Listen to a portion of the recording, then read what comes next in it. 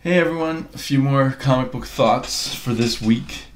I really enjoyed Skyward. I thought it progressed nicely with us getting to know the characters, having fun with the characters, getting to know the world a little more. I still really like the art in this, and it's written in a lively way.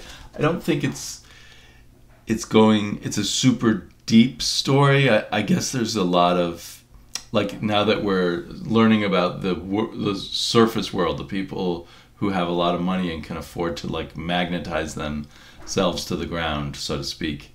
I think there's a lot of cliches going on here and stuff, so I don't think it's going to be, a groundbreaking piece of art or anything, but it's a really fun read. I still really like the whole idea about the gravityless Earth. I wonder how many people in anti-gravity get really plump, like this woman. I mean, or if you have a tendency to get really fat, there's nothing to hold you back, because you can still get around just as well when there's no gravity. In fact, it's surprising how many people are thin. There's this cool ring around the Earth of things and people and animals that floated up into the sky when gravity first went away. So anyway, a cool read. I'm looking forward to continuing to read it. Very satisfying. VS or Verses, or however they want us to say it, by Ivan Brandon and Isak Ribic. Such good art by Isak Ribic, although I feel like things were more confusing and colored a little too darkly in this issue. But nevertheless, if it were just for the art, I would keep getting it. But I think 4 issues of getting it just for the art are enough for me, and I think I will drop it at this point. I feel like the story has hardly progressed, or if it has progressed, I can't tell that it's progressed because the storytelling is muddled. But mostly in each issue, there's a whole bunch of fighting, and then a bunch of stuff about, I don't know, the celebrity around the fighting. But it's all muddled. I can't tell what's going on in any of it. So, and there's clearly not a whole lot of story or a whole lot of character yet. Maybe if I were super patient, it would eventually get there. But I think I've given this 4 issues. I've enjoyed the art, have not enjoyed the story, so goodbye to that. I picked up The Last Siege, and I can't decide whether to pick up the next issue. Do I trust that author Landry Q. Walker, is that how you say his name? Yeah, Landry Q. Walker, who did a great job a long time ago on the Danger Club, is that what it's called? The book about all the sidekicks where the main heroes had all disappeared and all that was left was the sidekicks. And they were kind of battling each other. That was a dense, layered, really thought out thing. In Last Siege, which kind of bills itself as a a Game of Thrones type of thing, we get a description of what's gone before issue 1, I guess. And then we basically get a fight scene in a bar, and that's pretty much the issue. So I guess we're in the last free town, only it's not free. So where's the last siege? Where's the last free town? It's a little muddled. What it says here doesn't line up entirely with what goes on in the story. But basically, someone can assign someone to become the regent or ruler of this little city or city-state.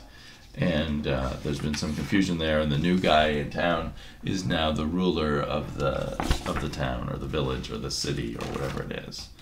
Or the castle. I guess it's a castle. But it's kind of a castle with a pub in it. I don't know. So yeah, I thought this was kind of a mess. Do I buy another issue because of a good experience with the writer previously? I'm not sure, because it's a very unpromising first issue for me. I was very sad to read at the end, at the back page of Royal City, that that there's, what did he say, 3 issues left to go. He's very honest. Issue 14 will be the final issue, and this is issue 11. He's very honest, saying originally he thought this was going to be an ongoing series, but and that the sales have been good. But he says, sometimes a story takes you where it wants you to take you. And as I got near the end of the second arc, the ending of this story really started to come into focus for me. So I'm surprised by that. I obviously will continue to the end, and I'm curious how he's going to end it.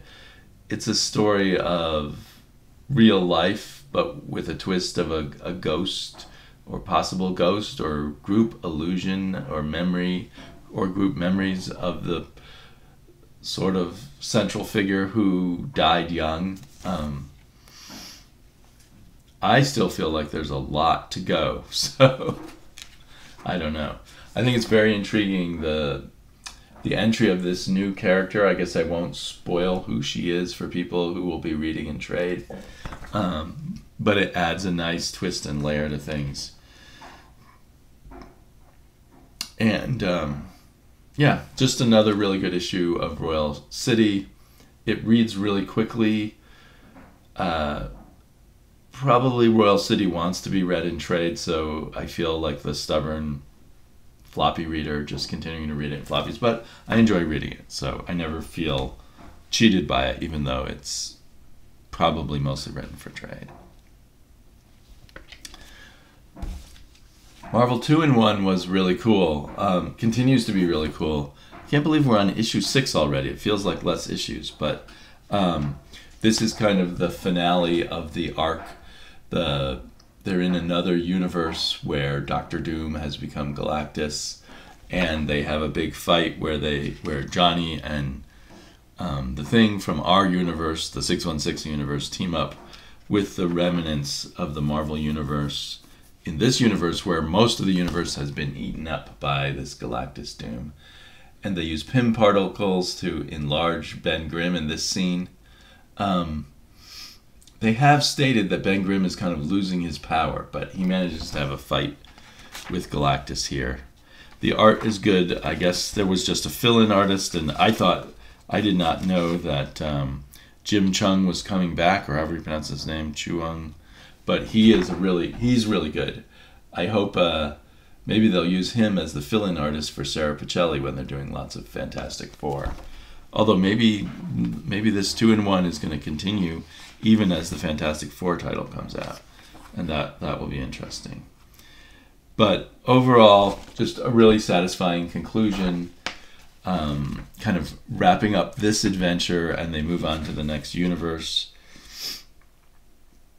So I definitely recommend, now this will probably come out in a trade, definitely recommend reading it to anybody who likes Marvel comics, and especially, like, I'm an older Marvel reader, and I sometimes have trouble with modern Marvel, but I really enjoyed this with my old Marvel brain.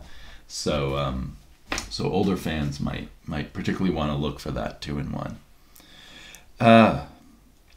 Robin versus Ra's al Ghul, Batman, Prelude to the Wedding, Part 1. So they just stuck this in my pull because I'm doing Batman, and I was kind of pissed because I just figured this is all space filler, which I guess it is, just an excuse to sell more comics on an upcoming event, meaning the marriage of Catwoman and Batman. But actually, I thought this was a very good Robin episode, very intense, very well written. The art was pretty good. My usual complaint about the coloring being a bit too dark, but yeah, I thought it was well worth reading. So I was kind of glad that I got stuck with it, although I could do without the $3.99 price tag. But because if you think about it, I think Batman is still $2.99, but all the prices are going to go up again soon. Yeah, there's an example of a way too dark page. So yeah, I was glad I read that. And finally, computer's going to sleep on me again. Finally, I wanted more of these Hanna-Barbera crossovers, and I'm not sure why I picked The Flash and Speed Buggy. I've never seen a Speed Buggy cartoon. I don't know anything about it. And I haven't, so I really shouldn't be talking about this. I haven't finished reading it. I picked it up. I thought I was gonna like it. It's written by Scott Lobdell, who's gone from being a writer I avoid to being one I thought I kind of liked. But I guess maybe it's also the art is just wacko. This Brett Booth art seems to be getting more extreme, and it's hard to believe, hard for my brain to take this art seriously. It doesn't help with the way the colorist likes to do it super shiny, although Brett Booth did there's something intense about Brett Booth. He's putting a lot into these pages, but it's just pushing me away. The style pushes me away, and so I didn't get through this. I just sort of started getting bored. A lot of talk about the Speed Force. I guess Wally West is now again the main Flash, which I wasn't certain of. I had a vague sense from people talking about the Flash that maybe that's what was going on. So I'm going to try reading it again, but it's interesting where the art can be very intense, but you don't like it. So I don't know what that's about. I think with an entirely different style colorist, maybe I could follow the Brett Booth art a little more, and learn to get into it. So we'll see. My God, look at these pages. So I'll take another crack at this when I get some time.